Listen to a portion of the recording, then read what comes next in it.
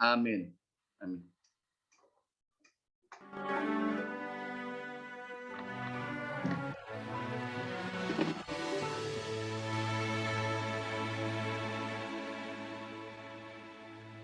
Berbahagialah setiap orang yang takut akan Tuhan, yang hidup menurut jalan yang ditunjukkannya. Apabila engkau memakan hasil jerih payah tanganmu, berbahagialah engkau, dan baiklah keadaanmu. Istrimu akan menjadi seperti pohon anggur yang subur di dalam rumahmu.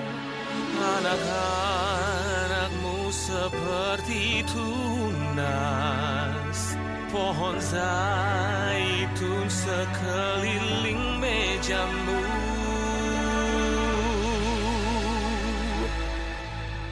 Sesungguhnya demikianlah akan diberkati orang laki-laki yang takut akan Tuhan.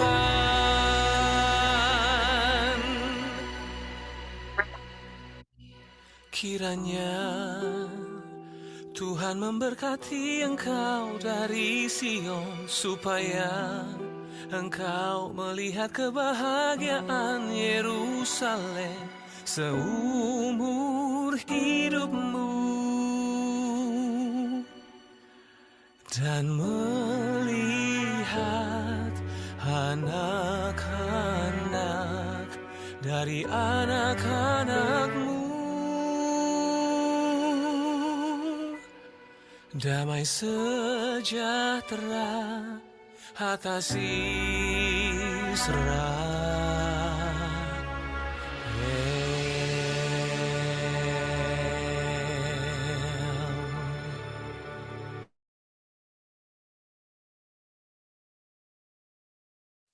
Shalom saudara kasih dalam Tuhan. Selamat pagi, yang bisa mendengarkan saya coba lambaikan tangan. Haleluya. Ya, terima kasih Pak Yoming sudah mendoakan saya untuk bisa membawakan firman Tuhan pada pagi hari ini.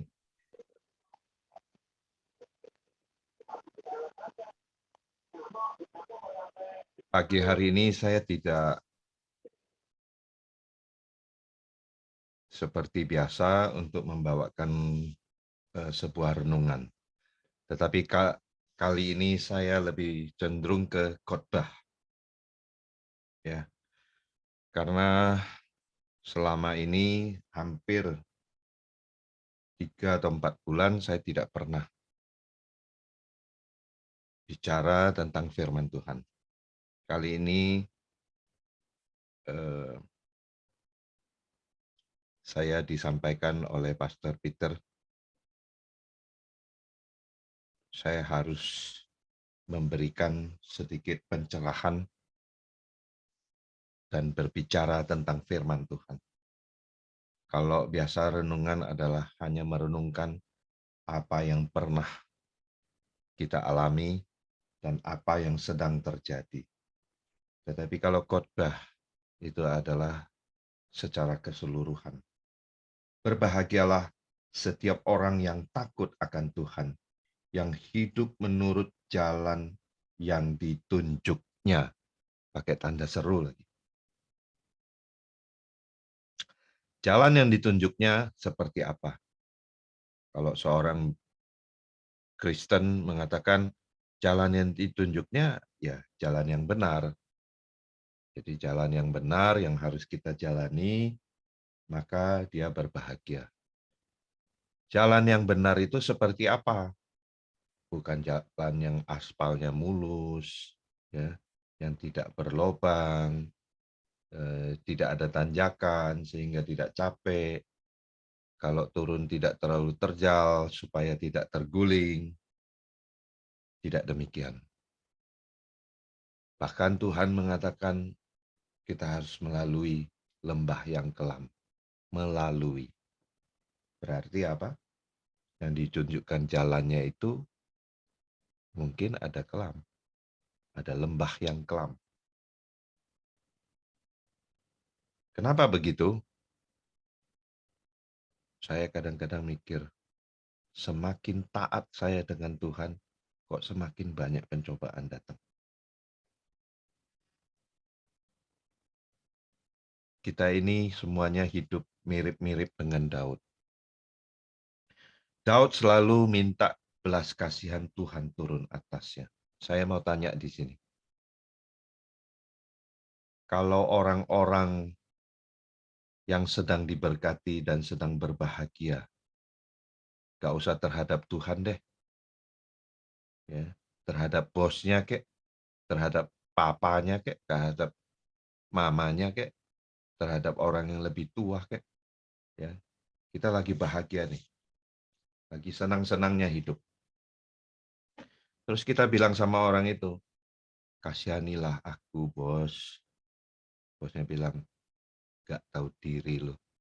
Mungkin kepala kita didorong sama dia. Lu lagi senang-senang nikmati mersimu yang baru. Lu lagi senang-senang nikmati perkawinanmu, baru punya istri, atau baru punya anak. Minta belas kasihan. Kerja sana, kasihan apaan? Katanya gitu. Ya nggak? Nah, tetapi kalau dalam musibah kita minta belas kasihan, ya wajar. Orang pasti bilang, kasihan ya, dia sedang masalah. Demikian juga di dalam dunia persilatan, pergaulan, bisnis, dan lain-lain. Saya pernah bergaul dengan orang-orang jahat, katanya. Menurut saya nggak jahat, karena dia baik sama saya. Preman-preman besar, katanya. Setelah bergaul dengan mereka, saya tidak merasakan mereka besar, biasa saja.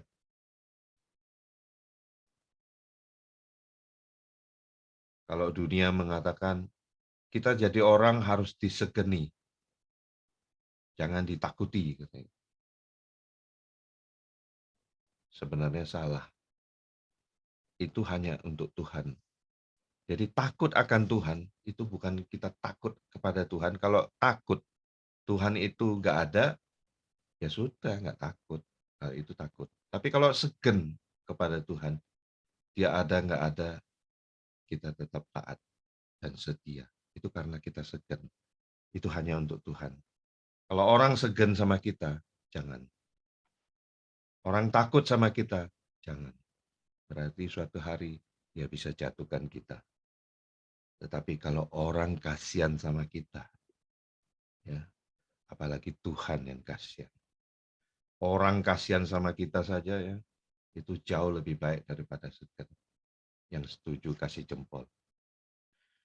Contohnya, ketika kita mau dinakali sama orang-orang jahat, ada seorang yang jahat atau kepala penjahatnya, dia cuma bilang, jangan jahatin si John, kasihan, orangnya baik.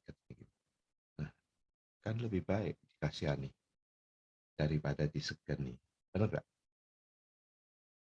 Saudara kasih dalam Tuhan, firman Tuhan itu iya dan amin. Semua kata-katanya menganut makna yang harus dicerna. Jadi jangan katakan kalau saya ikut Tuhan itu akan jauh lebih beruntung di bumi. Tidak demikian.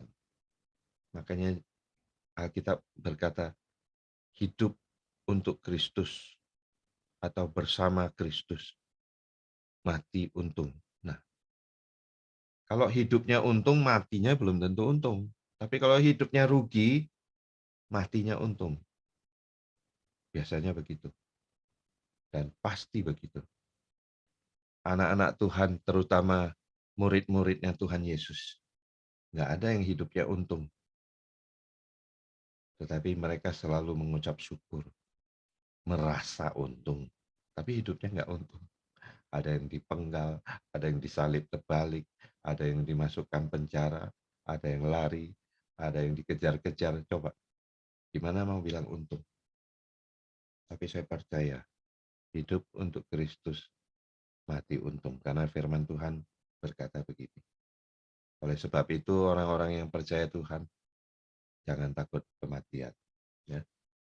Makanya saya sering ngajarin, kalau orang meninggal, jangan dibilang duka cita. Justru kita harus bersuka cita karena kita percaya mereka akan masuk surga.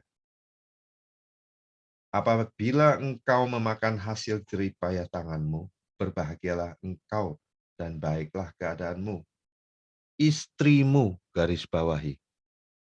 Ayat ketiga, istrimu akan menjadi seperti pohon anggur yang subur. Pak Kenli bisa tayangkan nggak? Pohon anggur yang subur seperti apa? Di dalam rumahmu, bayangkan. Dia tidak tulis di pinggir jalan. Jadi istri kita itu harus di dalam rumah. Di dalam rumahmu. Jadi kalau istri yang sering berkeliaran di luar, itu nggak benar lagi. Harusnya istrinya pengen cepat-cepat pulang ketemu dengan suaminya. Demikian juga suaminya. Harus pengen cepat-cepat pulang menemui istrinya. Kenapa istri? Kenapa nggak dibilang suami? Karena terlebih dahulu yang diberkati adalah suaminya. Oleh sebab itu, firman Tuhan berkata, tunduklah pada suamimu. Dan suamimu harus mengasihimu. Gitu. Nah, itu buah anggur yang ditayangkan sama Pak Kenli. Kalau pohonnya gimana Pak Kenli? Nah, buah anggur itu semuanya kelihatan sama. Kelihatannya bagus, bulat. Yang di Bali juga begitu. Gede, ya. Warnanya ada yang hijau, ada yang merah, ada yang hitam. Kelihatannya bagus. Mungkin Pak Kenli bisa cari yang pohonnya yang ada akar-akarnya. Nah, saya mau kasih tahu, kalau anggur itu yang paling bagus karena saya pernah jual wine, jadi saya tahu. Orang Indonesia suka minum wine yang manis-manis. Padahal yang kecut, yang tidak enak di bibir, itu adalah wine yang paling mahal. Ya. Kualitasnya yang paling mahal. Nah, dinilai dari mana? Dari pabriknya mengetahui ini anggurnya yang dipetik dari kebun yang mana. Nah, kalau yang dipetik dari Israel, itu biasanya anggurnya bagus kualitasnya. Karena apa? Karena di Israel itu air jauh. Di tanah, dalam tanah itu airnya jauh. Sehingga akarnya itu panjang sekali sampai menemukan air. Nah, dari proses akar yang panjang itulah nutrisi daripada anggur itu menjadi anggur yang berkualitas. Jadi bukan anggur yang sembarangan anggur. Nah, makanya anggur di Bali itu kalau dibikin wine, wine-nya nggak bisa nomor satu. Nggak bisa menghasilkan wine yang paling bagus. Karena apa? Di Bali itu 2-3 meter sudah ketemu air. 10 meter paling jauh sudah ketemu air. Tapi kalau di Israel mungkin bisa 100 meter baru ketemu air. Tetapi tanahnya subur karena mereka pinter merawatnya. Ya, menggalinya, memberikan pupuk. Mereka pinter menyirami sehingga sebelum ketemu air pun dia hidup. Jadi anggur itu harus ditanam, dijaga, dirawat, baru bisa hidup. Anggur itu nggak ada yang hidup di pinggir jalan, ya. Anggur liar nggak ada, pohon liar ada yang nggak berbuah. Tapi kalau tanaman yang berbuah dan berkualitas, itu pasti ada pengurusnya. Nah, demikianlah istri kita. Kalau dijadikan anggur yang subur, ya. Di dalam rumah kita, itu berarti siapa yang ngerawatnya? Ya kita, laki-laki sebagai kepala. Kalau nggak mau jadi kepala seperti apa kalau nggak bisa ngurusnya? Kepala itu harus mengurusi anggota keluarganya, terutama istrinya. Pendamping kepalanya. Kepala itu laki-laki. Ya, makanya saya tidak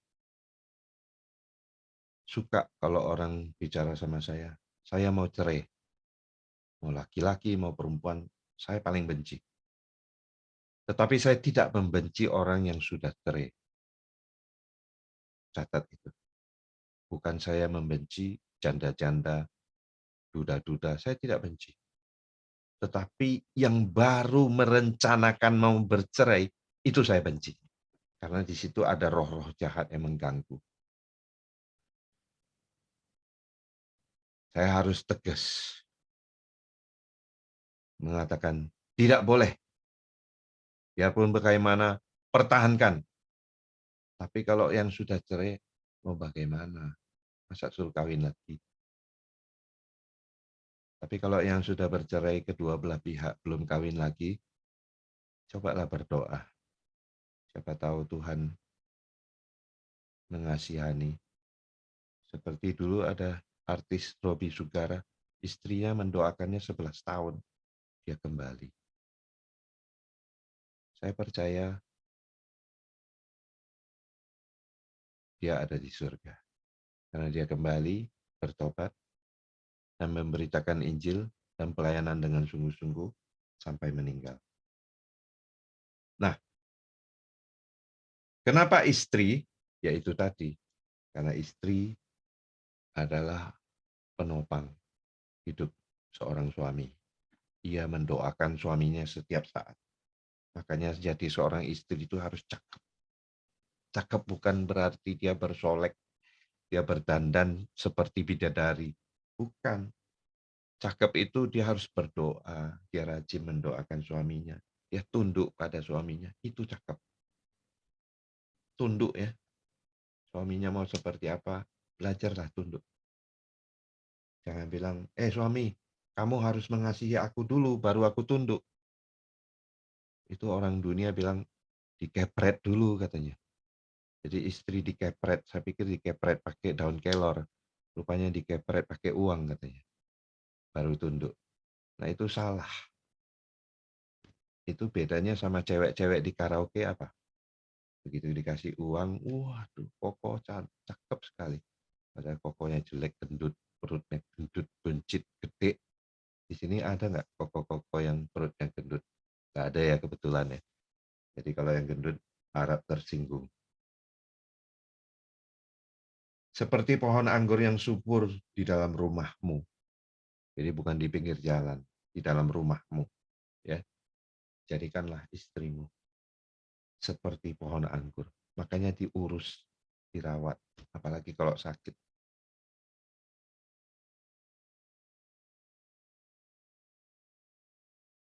Saya sekarang kalau saya ada di Jakarta, saya setiap hari antar istri saya pergi ke rumah sakit untuk kemo.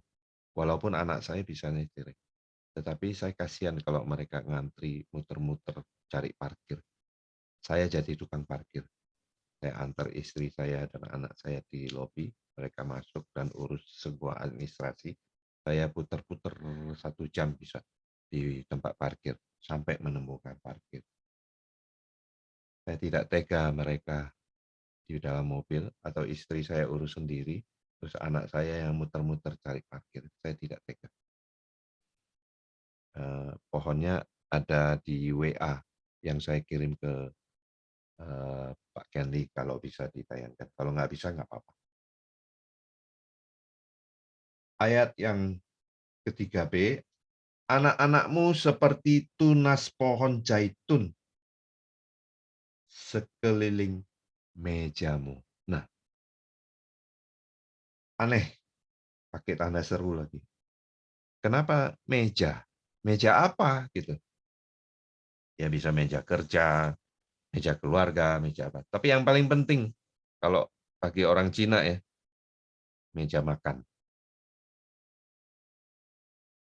Ada kan firman Tuhan yang mengatakan semuanya ditentukan di meja makan. Nah, ada kan? Siapa yang bisa cari ayatnya? Coba diketik, bagikan.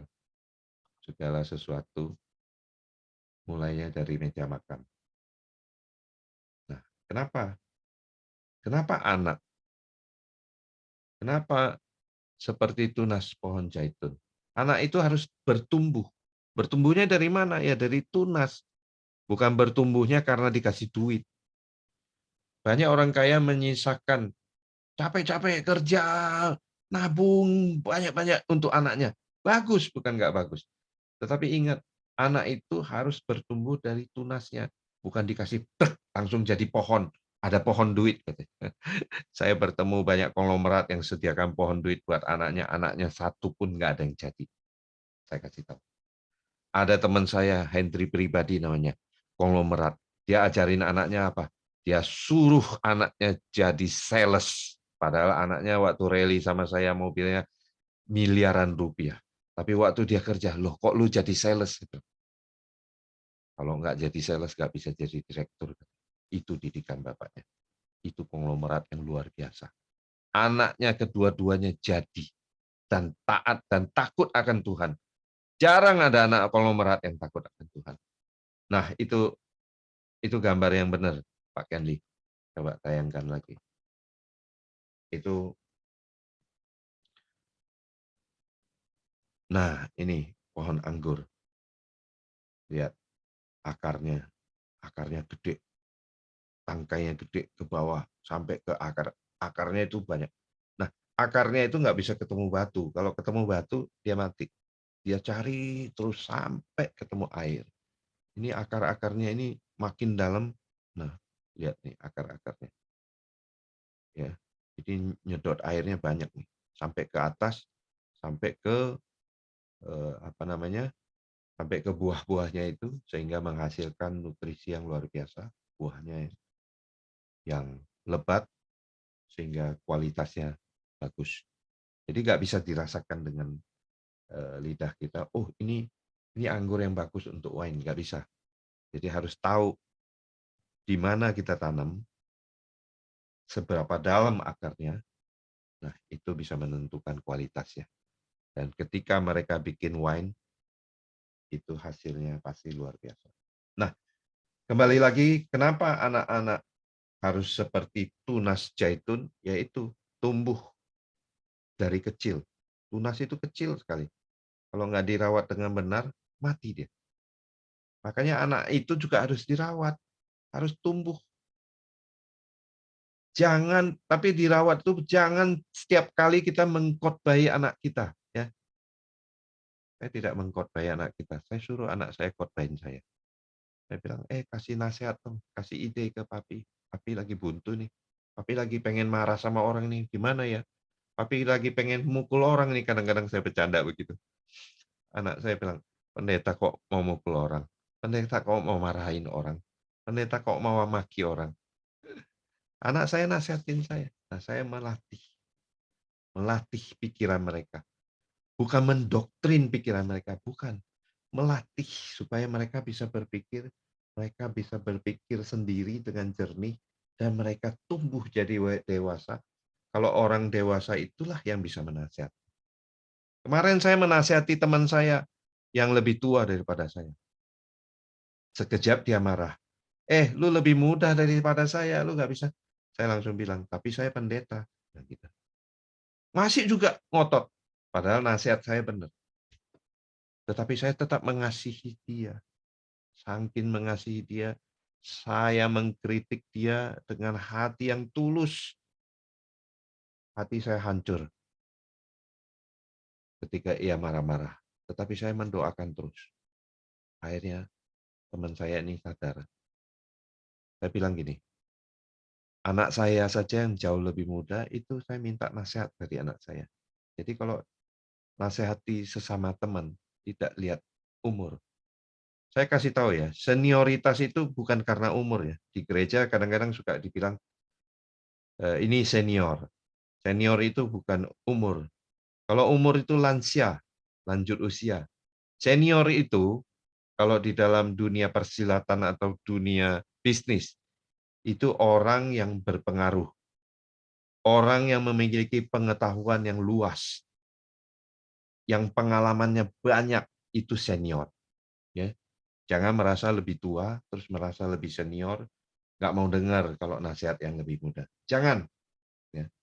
Nah, itu saya mendidik, saya kasih tahu kalau mendidik anak-anak itu seperti itu. Saya tidak pernah minta apa-apa sama anak saya. Kalau saya minta duit juga saya pinjem, nanti saya balikin. Tetapi anak saya heran. Ini bukan saya bangga terhadap anak saya, cuman tidak kebetulan juga saya melihat mereka bertumbuh dengan baik karena semuanya itu karena Tuhan kasihan sama saya. Karena saya nggak bisa mendidik anak dengan benar.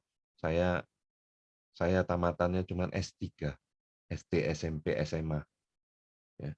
Bukan seperti orang yang sarjana tinggi yang mendidik anak, dia pintar sekali. Dia bahkan belajar konseling sampai kemana-mana, cari tahu pelajaran apa yang bisa mendidik. Saya bukan nggak setuju itu. Jangan cari ilmu itu cuma beli buku, pengen baca, pengen dengar, pengen ini, tapi tidak melakukan apa-apa. Lebih baik melakukan satu perlakuan, satu langkah yang baik.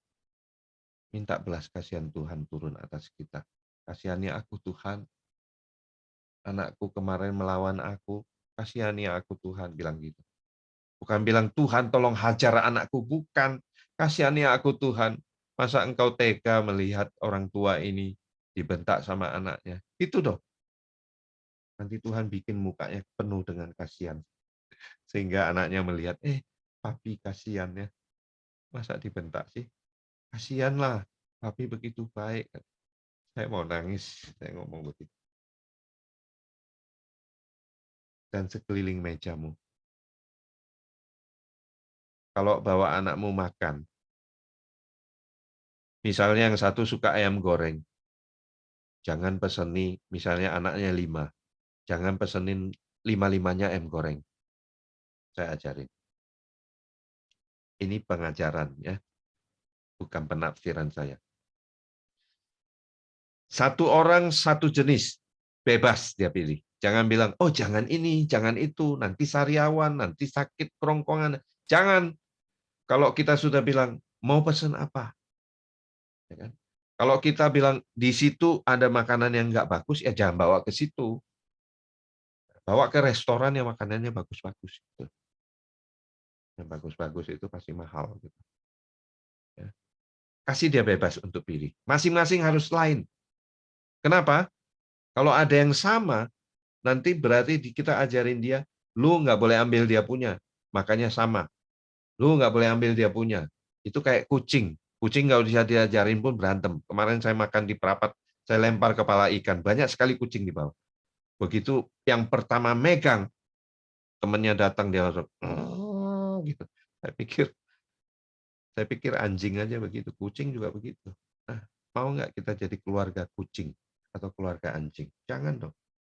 Kita ini anak Tuhan. Kemarin juga saya dapat ilmu dari teman lama saya. Ternyata anak Tuhan itu seperti orang mengolok-olok kita. Masa Tuhan beranak? Gitu. Dia bilang gini, anak Tuhan itu seperti kita. Saya kan selalu mengaku anak Siantar. Saya nggak mau mengaku anak Medan. Beda. Cina Medan sama Cina Siantar beda. Egois kalau itu. Saya selalu bilang, saya Cina Siantar. Saya anak Siantar. Nah, dia bilang, emang anak Siantar, emang Siantar beranak? Nah, oh gitu, ya benar juga ya. Saya baru dengar itu. Emang Siantar beranak? Katanya gitu. Tapi kamu kan ngaku anak Siantar. Berarti anak Tuhan. Tuhan nggak beranak. Tapi saya anak Tuhan. Saya lahir dari kalangan Tuhan. Saya lahir dari orang-orang yang takut akan Tuhan. Iya loh. Begitu saya bertobat, papa saya, mama saya dibaptis. Kakek saya yang umur 90 tahun ikut dibaptis. Ternyata coco saya. Jadi bapak dari kakek saya itu Kristen. Cuman selama ini karena nggak ada yang Kristen, jadi kuburannya kuburannya itu disembahyang dengan cara adat Konghucu atau adat orang Cina. Gitu. Ternyata dia Kristen. Saya baru tahu dari mama saya cerita. Tetapi saya mau cari kuburannya di Siantar, saya juga nggak tahu karena tulisan Cina semua. Tapi nggak usah ke kuburannya lah. Saya berdoa kepada Tuhan. Saya percaya. Jadi buyut saya itu, coco saya itu pasti masuk surga. Satu orang diselamatkan, seisi rumah diselamatkan. Harus percaya itu. Kalau ada yang belum terselamatkan, doakan habis-habisan. Nah, jadi di meja itu sharing. Nanti anak-anak kita itu dia makan, pasti yang satu minta, kamu punya ayam goreng enak gak? Boleh nggak aku minta sedikit? Kasih. Nah, terus makan, anak-anak saya itu nggak langsung makan sampai habis. Pasti disisain. Papi belum coba, katanya. Ini saya sisain. Atau awalnya dikasih coba dulu. Misalnya saya bilang, waduh terlalu banyak, ntar saya makan dulu. Piring saya nggak muat. Misalnya. Nanti pasti disisain. Terakhir misalnya. Sisa terakhir. Atau kita makan sharing di atas meja. Ada daging sisa sepotong terakhir. Pasti anak-anak saya itu tanya saya. Papi, mau? Mami, mau? Enggak. Cici, mau? Enggak. Nah, yang paling kecil baru makan. Nah, itu di meja makan. Kita ajarin sharing. Makan saja bisa sharing, apalagi duit. Ya. Kalau katanya duit bisa sharing, dia makan tidak bisa sharing. Omong kosong. Saya tidak percaya. Makan saja yang gampang aja nggak mau sharing, apalagi duit. Duitku, duitku, duitmu, duitmu, kata gitu. Ya kan? Inilah firman Tuhan pagi hari ini dengan singkat. Saya hanya bahas 4 ayat, 3 ayat. Tetapi luar biasa ayat-ayat ini. Dan ayat yang ke-6, dan melihat anak-anak dari anakmu. Jadi beranak cuculah. Damai sejahtera atas Israel. Israel itu siapa? Bukan negara Israel. Israel itu kita-kita semua. Kita-kita yang anak Tuhan ini harus berdamai. Kalau anak Tuhan berantem, salah. Kemarin saya ke Danau Toba, ternyata ada juga yang sirik. Tetapi saya sudah ampuni dan sudah diklarifikasi bahwa dia tidak sirik, ternyata hanya salah paham. Saya sudah mengampuni, sehingga saya bisa enak tidur. Kalau nggak bisa mengampuni, biasanya gelisah, nggak bisa tidur. Ayat yang ke-5, kiranya Tuhan memberkati engkau dari Sion, supaya engkau melihat kebahagiaan Yerusalem. Yerusalem itu hati kita, bait suci Allah. Bukan Yerusalem yang ada di Israel. Bukan. Yerusalem itu hati kita itu harus damai. Nah, satu lagi saya tambahkan. Kenapa orang yang diberkati berbahagia itu mulai dari kepala, keluarga, dari suaminya. Ada ayatnya kan? Dari kepala, jenggot, dan mengalir ke bawah. Itu ada ayatnya. Coba yang tahu ayatnya, dicarikan, diketikkan, dibagikan. Terima kasih Tuhan, Engkau baik, sangat baik, sungguh baik. Engkau telah berbicara kepada kami. Kini saatnya kami mau berdoa. Engkau urapi kami semua. Biarlah doa-doa kami Engkau jawab. Mari sama-sama sebelum berdoa. Hidupku menggenapi firman-Mu. Tanda mujizat sertai tiap langkahku. Kau bersama di dalamku, jadi bukti kebesaran-Mu.